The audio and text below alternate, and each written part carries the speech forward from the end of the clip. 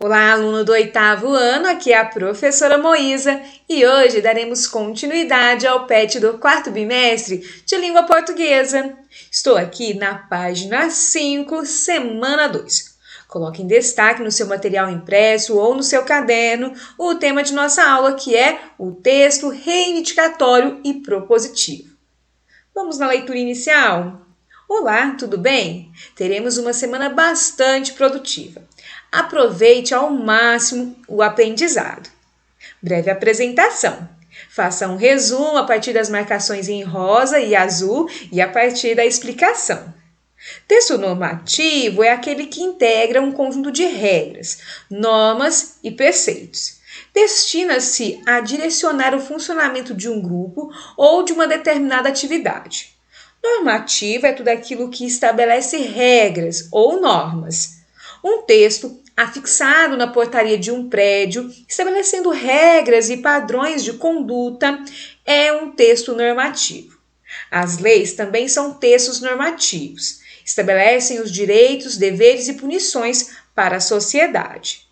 Já um texto propositivo ou reivindicatório é conhecido por apresentar uma situação-problema, de forma a propor melhorias para o problema abordado. Seja ele uma questão social, como um problema comum a todos, seja ele reivindicações pessoais.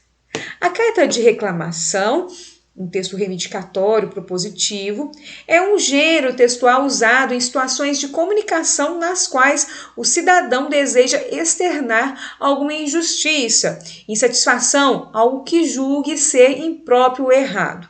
E ainda, solicitar uma resolução para o seu problema. Enfim, a carta de reclamação é usada quando o cidadão se sente lesado ou desrespeitado em seus direitos, ou injustiçado ou discriminado socialmente. É um gênero que leva uma forma de exercer a cidadania e é por esse motivo que vamos chamá-la de gênero da cidadania. As empresas, quase todas, possuem um serviço de atendimento ao cliente, o saque. Por meio dele, o consumidor, o cidadão antes de tudo, tem contato direto com a empresa. Ao ligar para ela e relatar seu problema ou uma eventual insatisfação. Como quase ninguém hoje em dia escreve cartas, aquelas postadas numa agência dos Correios, o mais comum é o envio de um e-mail. Vamos conhecer um pouco melhor esse documento, a tal carta? Copie no seu caderno essa ideia, não é? Esse quadro. Carta de reclamação. Intenções principais. Fazer uma reclamação ou solicitar, ou melhor dizendo, ou solicitação, criticar. Publicação. Revistas ou jornais impressos ou online, sites, plataformas de reclamação. Leitores. Leitores do jornal ou revista. Internautas, público em geral. Organização. Como que você faz aí uma carta de reclamação? Primeiramente, uma introdução com a exposição dos problemas ou do problema, os argumentos para justificar aí a reclamação e o nome do remetente. Pode ser escrito em primeira pessoa, que seria o eu para o singular e o nós para o plural, e a terceira pessoa, que é o ele para o singular e eles para o plural. E despedida, nome completo. Linguagem informal, no caso se for para um amigo, por exemplo, ou alguém que você tem uma proximidade, ou formal, que no caso pode ser para uma revista, para um jornal, quer dizer que você irá utilizar a gramática que você encontra nos livros. Então, dependendo do autor, do interlocutor e do tipo de publicação. Dando continuidade, nós temos outras lições importantes bem resumidas. Coloque no seu caderno que iremos estudar a gramática. E teremos 3 tópicos: a voz verbal, a concordância verbal e nominal e a transitividade verbal. Para o primeiro tópico, nós temos aí a voz verbal, que é dividida em voz ativa, passiva e reflexiva. O que é a voz ativa? é quando o sujeito pratica a ação. Vamos ver o exemplo? O gorila comeu a banana. No caso, o sujeito é gorila e ele está fazendo a ação de comer. Então, por isso, nós temos aí o verbo na voz ativa. Agora, se nós tivéssemos uma inversão das palavras, teríamos a voz passiva. Como assim? Vamos observar aqui o exemplo. A banana foi comida pelo gorila. No caso aqui, a banana é o sujeito e está sofrendo a ação. Então, nós percebemos que essa locução verbal foi comida é uma voz passiva. Quer dizer, ele recebeu, ele sofreu a ação, quer dizer, o sujeito. Agora, se o sujeito pratica e sofre a ação ao mesmo tempo, nós temos a voz reflexiva. Como exemplo, o gorila cortou-se. Então, quer dizer, o gorila fez a ação de cortar e recebeu a ação. Continuando, nós temos o segundo tópico, que é a concordância. Temos a concordância verbal, que adapta-se em número singular e plural, e pessoa, masculino e feminino, conforme o sujeito. Exemplos: não faltam pessoas boas para ajudar. No caso, qual é o sujeito? Pessoas. Está no plural, não tá? Então, se está no plural, nós vamos colocar o verbo também no plural. Agora, rir e chorar fazem parte da vida. No caso, nós temos dois núcleos do sujeito, o rir e o chorar. Nesse caso, nós também usaremos o verbo no plural. Ela é uma das que mais estudam. Quer dizer que nós vamos indicar aqui que dentre todos, ela é a que mais estuda. Continuando, na nominal, os determinantes, adjetivos, artigos, numerais e pronomes ajustam-se em número e gênero ao determinado substantivo a que se refere. Como assim? O ipê cobre-se de flores amarelas. No caso aqui, ipê é masculino. Então, por isso, o artigo também está no masculino. Agora, flores, a flor, né? No caso, nós temos uma palavra feminina e que está no plural. Então, por essa razão, são amarelas. Isso é concordância nominal. Vi ancorados na Bahia os navios da empresa. No caso, navios ancorados. Então, uma palavra masculina e que está no plural. Deixe bem fechadas a porta e as janelas. No caso, nós vamos perceber que são duas palavras femininas e, no caso, se eu tenho dois sujeitos, nós vamos colocar no plural. Terceiro tópico, a transitividade verbal.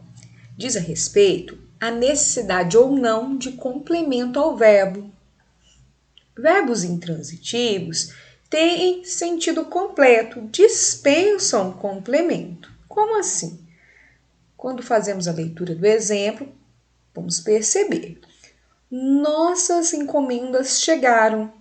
Chegaram. Precisa de completar? Não. Agora, os verbos transitivos podem ser diretos quando necessita de complemento, mas não iniciado por uma preposição. Exemplo: alguns turistas fotografaram o mar. Então, nós vamos aqui achar o verbo. Qual é o verbo? Fotografar, ou fotografa, melhor dizendo. Quem fotografa alguma coisa. Fotografa o quê? O mar. Então, nós precisamos aí utilizar um complemento. Nesse caso, nós temos aí um verbo transitivo. Vamos ter o direto porque a pergunta é o quê, certo? Agora, já os transitivos indiretos exigem complemento, iniciado por preposições. Exemplo: o motorista desconfiou de nossa conversa. Qual é o verbo? Desconfiar. Quem desconfia, desconfia de alguma coisa. Desconfia de quê? No caso, quando a pergunta for de quê, nós vamos ter o verbo transitivo indireto, certo? Se você aí, quiser ou puder pesquisar um pouco mais sobre essas 3 matérias, será muito importante aí para o seu aprendizado. Quanto aos termos de uma oração, podem ser essenciais sujeito e predicado ou acessórios, objeto direto, objeto indireto, complemento nominal e agente da passiva. Essas matérias você aí ainda irá estudar, tá? Também será de suma importância aí para o 9º ano. Atividades. Leia o texto para responder as questões. Belo Horizonte, 29 de julho de 2021. A Eletrominas Sociedade Anônima. Reclamação. Antônio Araújo de Freitas, inscrito no CPF sobre o número 036 856 491 52, venho manifestar minha irresignação acerca do processo de entrega do pedido número 25463-8, uma televisão Samsung, realizado no dia 4 de abril de 2021. Ocorre que a entrega do mesmo estava prevista para o dia 17 de abril de 2021 e até o momento, passados mais de 2 meses deste prazo, ainda não o recebi. Portanto, informo que caso o pedido não seja entregue até o dia 2 de agosto de 2021, considerarei a compra cancelada por inadimplência do vendedor, solicitando desde já a restituição dos valores pagos. Aguardo uma resposta para esta reclamação. Atenciosamente, Antônio Medeiros de Assis. Então, nós temos aqui dados pessoais fictícios. Atividade 1. Qual a finalidade do texto? Será que é cobrar soluções para uma problemática surgida? Realizar críticas sobre uma determinada empresa? Apresentar argumentos e opinião sobre um fato? Ou narrar sobre um acontecimento desastroso? No caso, você deve ter ficado em 2 opções. Recorra aqui à marcação em rosa, tá? E veja aquela opção que mais está para o texto. Atividade 2. Localize as seguintes informações no texto. Para quem é dirigida a carta? No caso, eu fiz aqui a marcação em amarelo. Quem é o responsável pela reclamação? Temos também a marcação aqui em amarelo, que no caso é no final do texto que nós temos aí essa ideia. E letra C, o que gerou a elaboração e envio da carta? No caso, também fiz a marcação, está no primeiro parágrafo, tá? Então, a questão do processo de entrega, ok?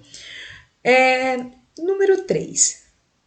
No trecho, venho manifestar minha irresignação. A palavra destacada significa devolução, compensação, explicação ou descontentamento. Vamos pesquisar? Estou aqui no site Dicionário Online de Português e eu procurei irresignado. Temos aqui que não se resigna, nem se conforma, que não aceita algo sem questionar, inconformado. Prefiro ser irresignado do que submisso, que não se sujeita à vontade de Deus, aos preceitos de uma religião, por oposição a resignado. No caso aqui ficou muito fácil a partir dessa primeira ideia, não é mesmo? Atividade 4. A utilização dos parênteses no termo uma televisão Samsung foi usada para realizar uma citação de outra pessoa? Acredito que não. Apresentar uma informação oposta? Será? Esclarecer uma informação ao leitor? Não é? Informar qual era o pedido? Ou delimitar a fala do reclamante?